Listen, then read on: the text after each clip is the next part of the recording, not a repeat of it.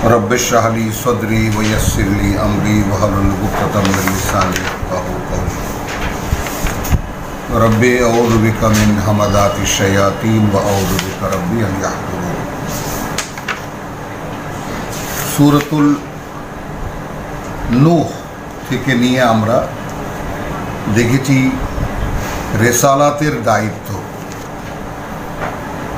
একজন রসুল তিনি কিভাবে, অর্থাৎ যাকে দিয়ে রেসালাতের ইতিহাস শুরু হয়, সেই নূহ আলাইহিস সালামের রেসালাতের দায়িত্ব তিনি কিভাবে পালন করেছেন তা বিস্তারিতভাবে সূরা নূহে এসেছে। এবং আমাদের সেই যে কথাটা স্মরণ করিয়ে দেওয়ার, যে আমরা সূরা হাজের শেষ রুকুর পর থেকে দেখতে পাই যে একজন মানুষকে কেমন করে মুহাম্মদুর রাসূলুল্লাহ, আল্লাহর বার্তা বাহক, তার একেবারে প্রকৃষ্ট অনুসারী হিসেবে তৈরি করার জন্য যে সমস্ত লেসেন্স, যে কার্যকর্ম, যে যাকে বলে কার্যক্রম, সেগুলোরই একদম হাতে কলমে শিক্ষা দেওয়া হচ্ছে।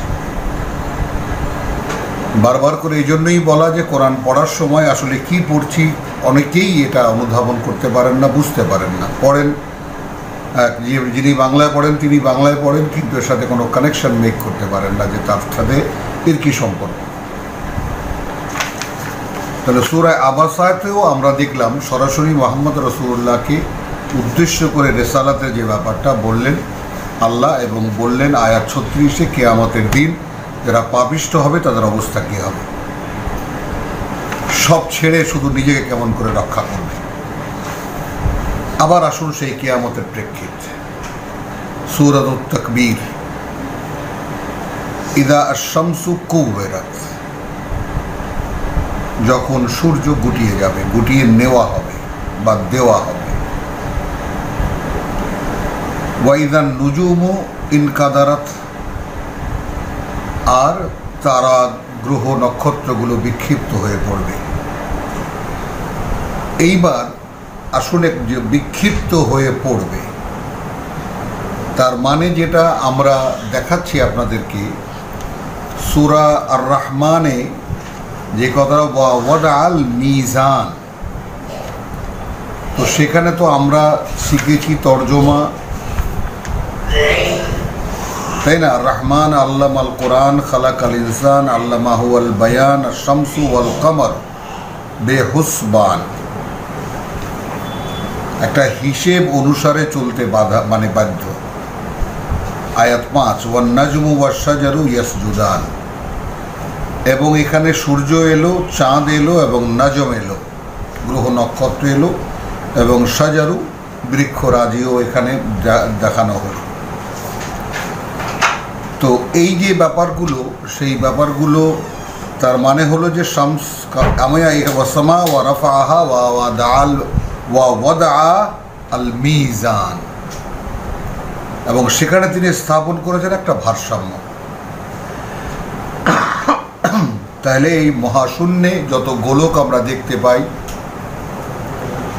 যত অস্তিত্ব আমরা দেখতে পাই, সব অস্তিত্বের একটাই বিষয়, সেটা হলো যে তা একটা ব্যালেন্সের উপরে, মাধ্যাকর্ষণের উপরে বিকর্ষণ, অর্থাৎ এই পর্যন্ত তার নিজের দিকে আকর্ষণ করে, এই এরিয়ার পরে সে বিকর্ষণ করে। এইরকম একটা ভারসাম্যের উপরে চলে দাঁড়ানো রয়েছে এই আমাদের সৌরমণ্ডল। আপাতত এইটুকুই ধরি যে সৌরমণ্ডল। তাহলে আমরা ইদা শামসু কুওয়িরাত, এখন গুটিয়ে নেওয়া হবে মানে কি? আলো কমে যাবে। তাহলে সূর্যের আলোর সঙ্গেও এই ভারসাম্যের একটা যোগাযোগ আমরা এখানে দেখা যায় আর কি, যে সূর্যের কার্যকারিতা যখন কমে যাবে তখন তারকারা বিক্ষিপ্ত হয়ে যাবে। ওয়াইদাল জিবালু সুইয়িরাত, এরপর আসলো পৃথিবীটার ব্যাপার। তো পৃথিবীও তো একটা গ্রহের মতো, একটা গ্রহই।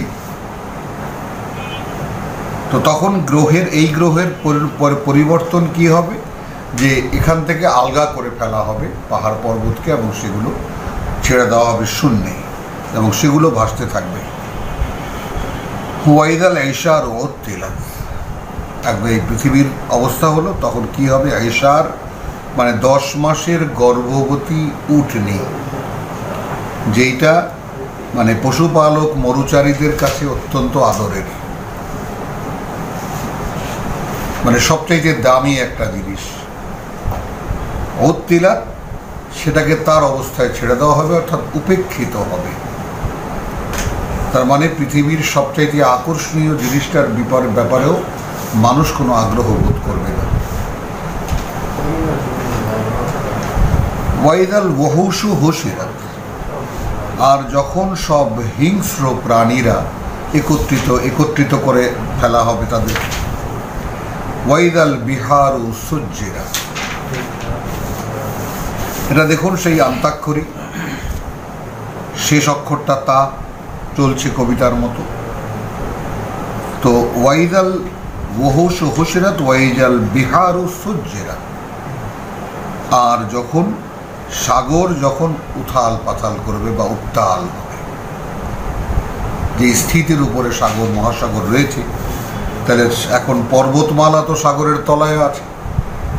যেমন আমরা উপরিভাগে একদম ধারাবাহিকভাবে হিমালয় পর্বতমালা, মানে কারাকোরাম পর্বতমালা, কত রকম পর্বতমালা দেখি, ওই রকম আটলান্টিক মহাসাগরে বা অন্যান্য মহাসাগরের তলদেশেও এরকম পাহাড় পর্বত আছে। তো সেই পর্বতমালা যখন আলগা হয়ে যাবে তখন সাগর মানে উথাল পাথাল করবে। এখন আসলো 7 নম্বর আয়াত। এই দৃশ্যপট দেখানোর পরে ওয়াইদান নুফুসু যুওয়াজাত, কি বলবেন এখন? আর যখন প্রাণগুলিকে শরীরের সহিত জুড়িয়ে দেওয়া হইবে। প্রাণ কি? ওয়াইদান নুফুসু যুওয়াজাত, বলুন।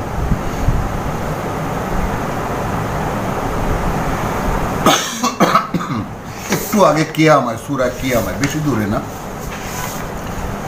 সূরা কিয়ামায় কি দেখেছি? ওয়া নাহা আন নাফসা আনিল হাওয়া,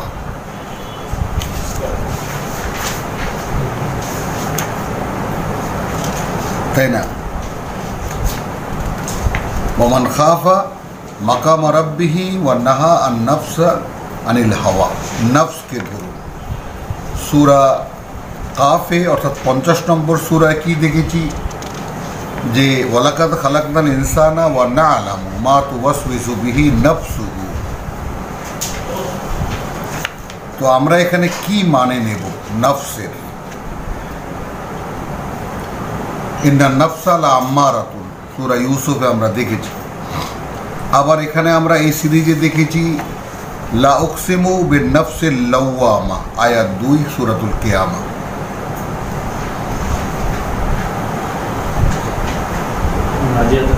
তিরস্কারকারী মন, কিয়ামা। লা উকসিমু ওয়ালা উকসিমু বিন-নাফসিল লাওয়ামা, তিরস্কারকারী মন। তাহলে কি হবে এখন? আমরা এটাকে ধরে নেই যে সেই নফস অর্থাৎ যেটা ঘুমের মধ্যে চলে যায়,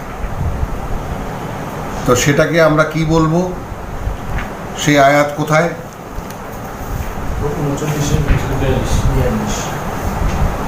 তার মানে এই ধারাবাহিকতার মধ্যেই কিন্তু ব্যাপারটা আসছে যে ইন্না আল্লাহু ইয়াতাওয়াফাল আনফুস, আল্লাহ ফিরিয়ে নেন, প্রত্যাহার করেন নফসগুলোকে। এই জায়গায় এসে কানেকশনটা মানে মেক করেন, ব্যাপারটা স্থির করেন যে মূল যোগাযোগটা কোথায়। এই জায়গার ছবিটা হলো এরকম, আল্লাহু ইয়াতাওয়াফাল আনফুস হিনা মাউতিহা। এখন নফসকে আপনি কি ধরবেন? প্রত্যাহার করেন নফসকে, নফসে রাখি, প্রত্যাহার করে নিয়ে যান নফসকে। যখন তার মৃত্যু হয়, নফসের মৃত্যু হয়, হিনা মাউতিহা ওয়াল্লাতি লাম তামুত, আর যেটা মরেনি, ফি মানামিহা, তার ঘুমের মধ্যে। তাহলে কি নেবেন আপনি? ফায়ুমসিকু আল্লাতি কাদা আলাইহাল মাউত, তখন ধরে রেখে দেন।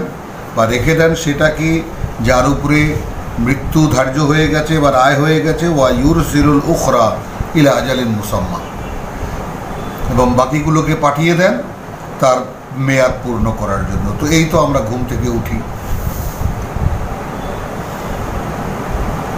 এখন এই নফসকে কোথায় রাখবেন? এই নফসের মানে কি বুঝলেন? এই নফসের মানে আমরা এইভাবে নেই যে যদি মনে করেন যে একটি ঘুমন্ত মানুষ, আমরা পরেরটুকু অংশ থেকে এটাকে আমরা বোধের মধ্যে আনার চেষ্টা করি যে হিনা ওয়াল্লাতী লাম তামুত ফি মানামিহা, যে নফসগুলো মরেনি সেগুলো প্রত্যাহার হয় ঘুমের মধ্যে। তাহলে এখন ঘুমের মধ্যে কি যায়? কি শরীর, শ্বাস প্রশ্বাস, তারপরে যাকে বলে যে শরীরের অভ্যন্তরীণ অন্যান্য যে সমস্ত কর্মকাণ্ড সবই চলতে থাকে। তার মানে কি সচেতনতা, অর্থাৎ চেতন নয় মানুষটা, এইটা চলে যায়। ঘুমের মধ্যে চেতনাও গেল, প্রাণও গেল, দেহটা পড়ে থাকে। মৃত্যু হলে একটু দাঁড়াবো আমরা এই জায়গাটায়। মৃত্যু হলে প্রাণও গেল, চেতনাও গেল। আবার এখন এই মেডিকেল সায়েন্সে আমরা দেখতে পাচ্ছি একালের বহু গল্প শুনি, কোমায় ছিলেন 2 বছর। এটাই আবার কি? মানুষটা বেঁচে আছে, খাদ্য দ্রব্য সব কিছু তাকে সাপ্লাই করা হচ্ছে, কিন্তু তার চেতনা নেই। তাহলে মানুষ কখন? যখন সে সচেতন হলো। তাহলে ঘুমের মধ্যে নফসকে নিয়ে নেওয়া হলো, কিয়ামতের সেই বড় ভয়ঙ্কর অবস্থায় সমস্ত মানুষগুলো মেরে ফেলা হলো, মরে গেল। তারপর সময় হলো সূরা তাকবীরের যে ওয়াইদা নুফুসু যুওয়াজাত। তাহলে দেহের মধ্যে যখন নফস জুড়ে গেল তখন সেই মানুষটা একদম সচেতন হয়ে গেল। তখন সে মনে করতে পারবে পৃথিবীতে কয়দিন ছিল, কয় মুহূর্ত ছিল, কি সে করেছে, সব কিছু। এই যে সচেতনতা বা এই যে চেতনা, তাকে আগে বিষয়ে আনুন, বুঝে আনুন।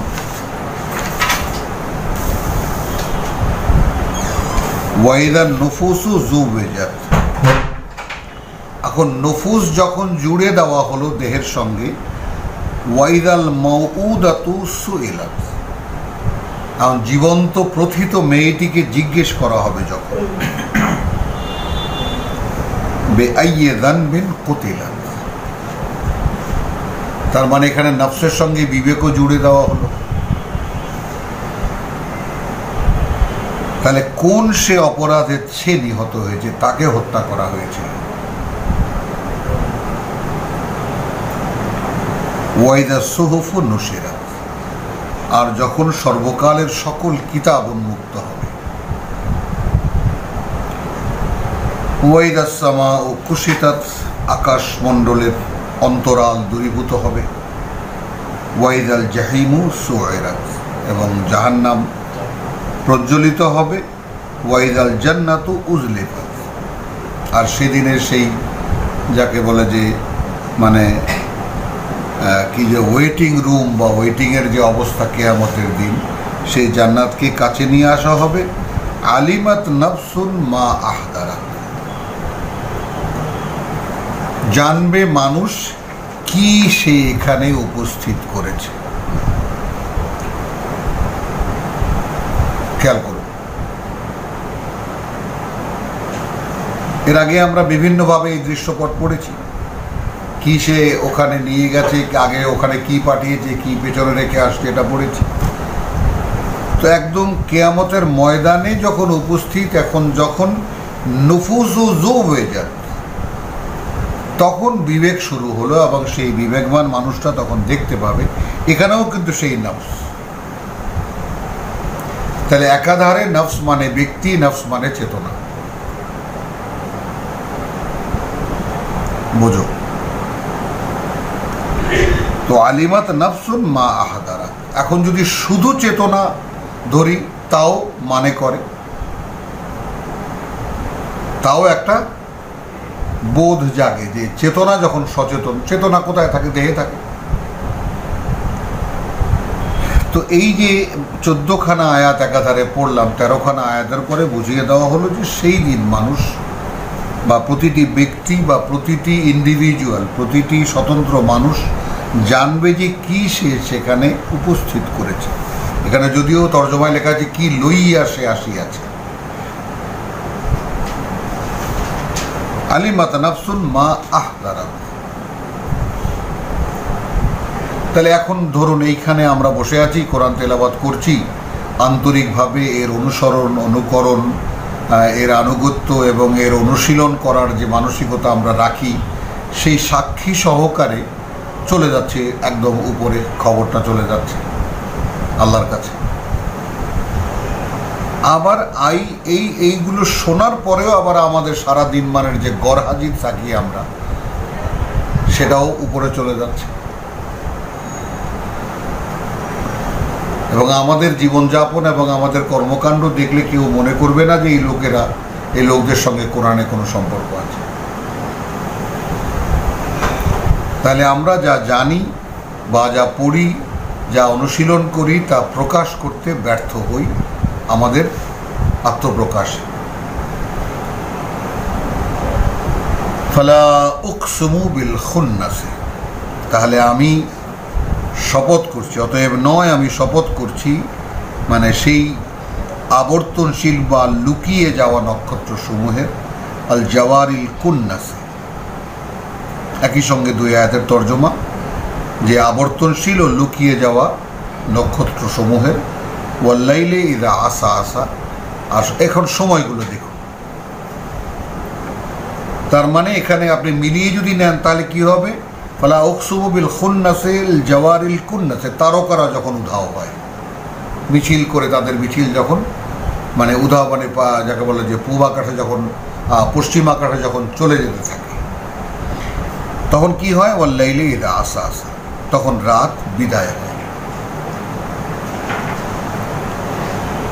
ওয়াসসুবহে ইদা তানাফাসা,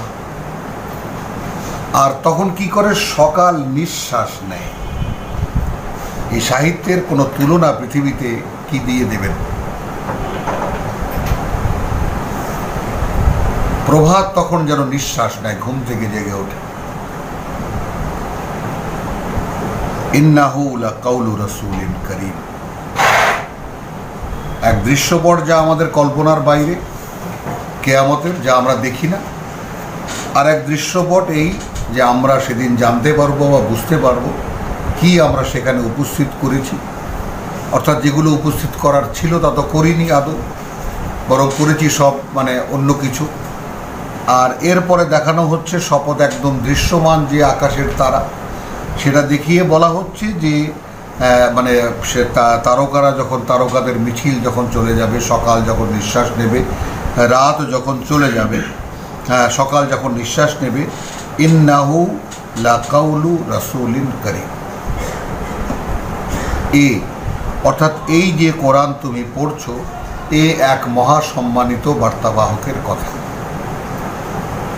তাহলে এখানে আমাদের মুহাম্মদ রাসূলুল্লাহ ধরা যাবে না।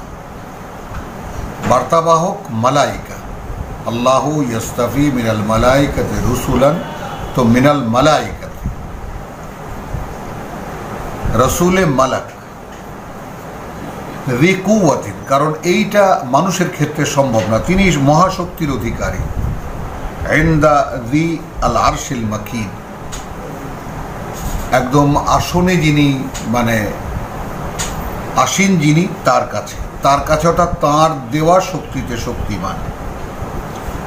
মুতাআইন, তিনি মান্যবর, সাম্মা আমিন, মানে এত ঊর্ধ্ব জগতে তার মান্যতা এতটাই উঁচু মানের, তারপরেও তিনি বিশ্বস্ত।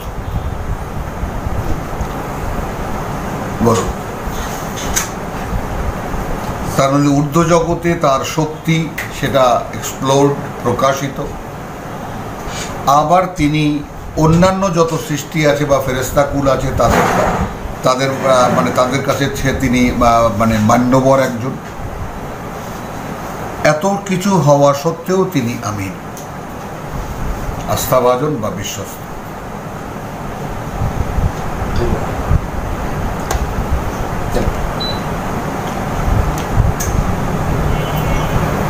এবার আসলো মোহাম্মদ রাসূলুল্লাহর কথা, ওয়ামা সাহিবুকুম বিমাজনুন,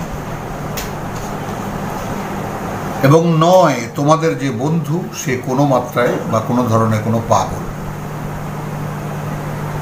ওয়ালাকাদ রাআহু বিল উফুকিল আমিন, তাহলে এই যে ইন্নাহু লাকাউলু রাসূলিন করিম, সেই রাসূলিন করিমকে তিনি দেখেছেন ওয়ালাকাদ রাআহু বিল উফুকিল মুবিন। সূরা নজমের যেই প্রেক্ষিত, যেটা আমরা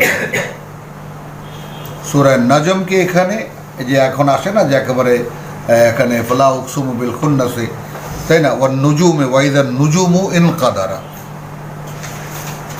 তো সূরা নজমে তো আমরা দেখেছি সেইটা এখানে কি হবে, ওয়ামা সাহিবুকুম বিমাজনুন ওয়ালাকাদ রাআহু বিল উফুকিল মুবিন। এটা বাস্তব যে সে তাকে দেখেছে একেবারে উন্মুক্ত দিগন্তে। ওয়ামা হুয়া আলাল গাইবে বেদানিন, এবং সে অদৃশ্য জগৎ সম্পর্কে বা সেখানকার বার্তা তাকে পৌঁছাতে সে কৃপণতা করে না। ওয়ামা হুয়া বেকাউলি শাইতানিন রাজিম, এবার জিবরাইল যা বলে দিয়েছে সেগুলো কোনো বিতাড়িত শয়তানের কথা নয়। ফাইনা তাযহাবু, এই যে বিষয়টা, সেই বিষয়টার বাস্তবতা অনুধাবনের সময় বোধহয় আমাদের এখন এসে গেছে, যে এই যে ঊর্ধ্বজাগতিক যে লিঙ্ক, যেটা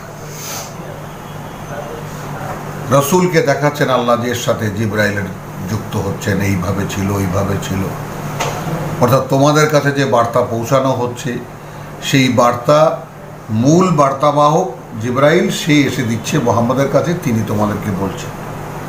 তো ওয়াকাযালিকা জাআলনাকুম উম্মাতান ওয়াসাতান লিতাকুনু শুহাদা আলান নাস ওয়া ইয়াকুনু রাসূলু আলাইকুম শাহীদা, এভাবেই তো তিনি গড়ে তুলতে চান। আল্লাহ আমাদেরকে বলেছেন সূরা বাকারার 143।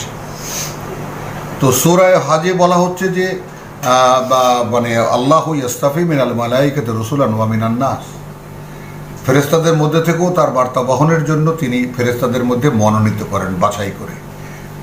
একইভাবে মানুষের মধ্যে আমরা আবার 41-এ আমরা 42-এ কি দেখেছি সূরা ফুসসিলাতে, সেখানে দেখেছি ইন্নাল্লাযীনা ক্বালু রাব্বুনা আল্লাহ সুম্মা ইসতাকামু। খেয়াল করি আমরা আয়াত 30-এ দেখেছি ইন্নাল্লাযীনা ক্বালু রাব্বুনা আল্লাহ সুম্মা ইসতাকামু তাতানাজ্জালু আলাইহিমুল মালায়েকা। তো যারা বলল রব্বুনা আল্লাহ, সৃষ্টিকর্তা প্রতিপালক আমাদের আল্লাহ, এবং দাঁড়িয়ে গেল তার উপরে, এই দাঁড়িয়ে যাওয়ার বাস্তবতা কি?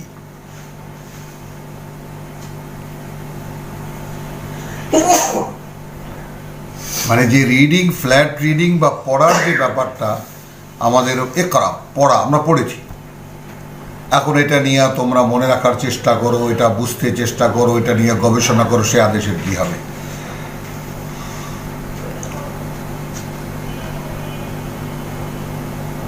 তাই না? তার বাস্তবতা আমাদের মধ্যে কোথায়? তাহলে এখানে ইন্নাল্লাযীনা ক্বালু রাব্বুনা আল্লাহ সুম্মা ইসতাকামু তাতানাজ্জালু আলাইহিমুল মালায়েকা আল্লা তাখাফু ওয়া লা তাহজানু ওয়া আবশিরু বিল জান্নাতিল্লাতী কুনতুম তুআদুন, এই যে ব্যাপারটা, এর বাস্তবতা কি? যারা বললেন যে আল্লাহই আমাদের সৃষ্টিকর্তা প্রতিপালক এবং তার উপরে দাঁড়িয়ে গেলেন, তাহলে সৃষ্টির ক্ষেত্রেও আমি যেহেতু যিনি আমাকে সৃষ্টি করেছেন আমি তাকেই মানি, তারও সে অনুযায়ী চলি, কারণ আমার ভালো মন্দ তার চেয়ে ভালো কে জানবে। আর রব শব্দটির মানে তো হলো সৃষ্টিকর্তা আবার প্রতিপালকও। তো প্রতিপালনের ক্ষেত্রে আমাকে তো আল্লাহ বলেই দিয়েছেন ওয়ালাকুম ফিল আরদি মুস্তাকাররুন ওয়া মাতাউন ইলা হিন, পৃথিবীতে এসেছি, আমি আগেও ছিলাম, এখানে পাঠিয়েছেন, বলে দিয়েছেন যে তোমাদের জন্য এখানে একটা সাময়িক বসবাস আছে, এবং এখানে সেখানে তার জন্য যা দেওয়া দরকার প্রয়োজন তা সেখানে দেওয়া আছে। আমি কোথায় বিশ্বাস করি সেটা, যে আমার জীবিকা এখানে আছে যেখানে পাঠানো হয়েছে, কে বিশ্বাস করি আমরা?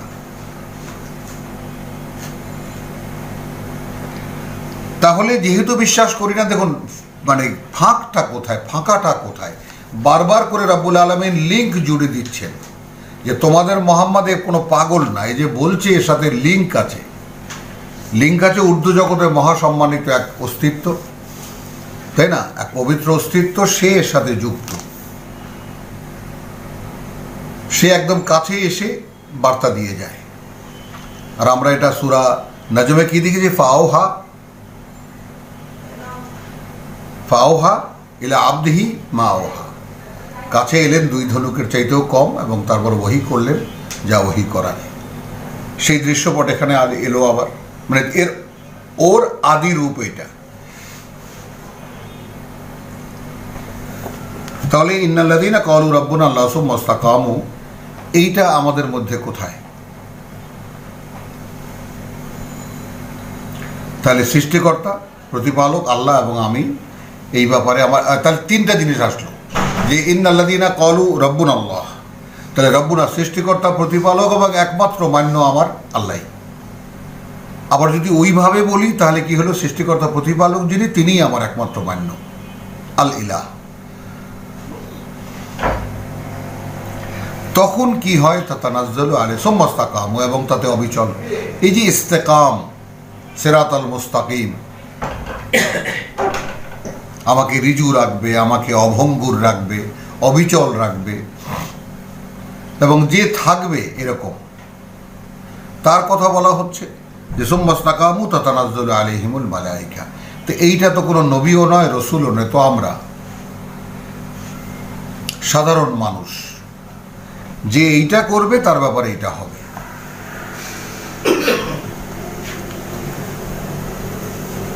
তাহলে আসুন যে ওয়ালাকাদ রাআহু বিল উফুকিল মুবিন, একদম ঊর্ধ্ব দিগন্তে, উন্মুক্ত দিগন্তে সে তাকে আবার মানে দেখেছে। ওয়ামা হুয়া আলাল গাইবে বেদানিন, এবং সে অদৃশ্য জগৎ থেকে নিয়ে আসা বার্তা পৌঁছাতে কোনো কার্পণ্য করে না। ওয়ামা হুয়া কাউলি শয়তানিন রাজিম, আর এ নয় কোনো বিতাড়িত শয়তানের কথা। ফাআইনা তাযহাবুন, এরপরেও যাচ্ছ কোথায়?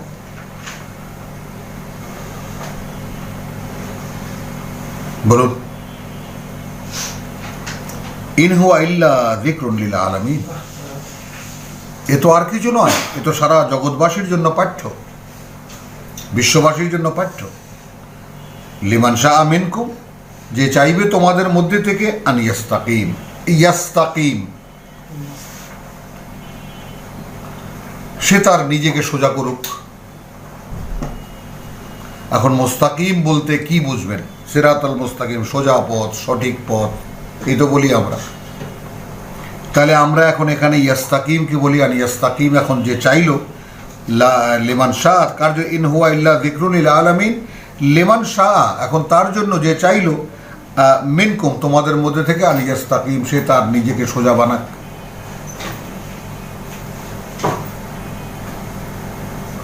বলুন তো, আপনি বাঁকা, আপনাকে সোজা করার মানে এটা মানে যাকে বলে যে ড্রাইভিং ফোর্সও তো আপনার কাছেই। এরপর মানে জুড়ে দিলেন কি, ওয়ামা তাশাউন, আর কি চাও তোমরা, ইল্লা আন ইয়াশা আল্লাহ, যদি না তা আল্লাহ চান। তাহলে এখানে কি হয়ে গেল, যে আমি যে চাই এই ব্যাপারটা আগে আল্লাহর কাছে যাবে নিবেদন, তিনি যাচাই করবেন যে আমি আদৌ তার যোগ্য কিনা, তারপর তিনি দেবেন। মানে আখার পৃথিবীতে ইবাদত বন্দেগীর যে আনুষ্ঠানিকতা, যে ইন্না সলাতি ওয়া নুসুকি, নুসুকি তো আমরা ঢুকিয়ে দিয়েছি কোরবানি, অর্থাৎ নুসুক মানে আমার সালাত, অর্থাৎ আমার নিবেদনের যত রকমের আনুষ্ঠানিকতা, যত রকম প্রকাশ,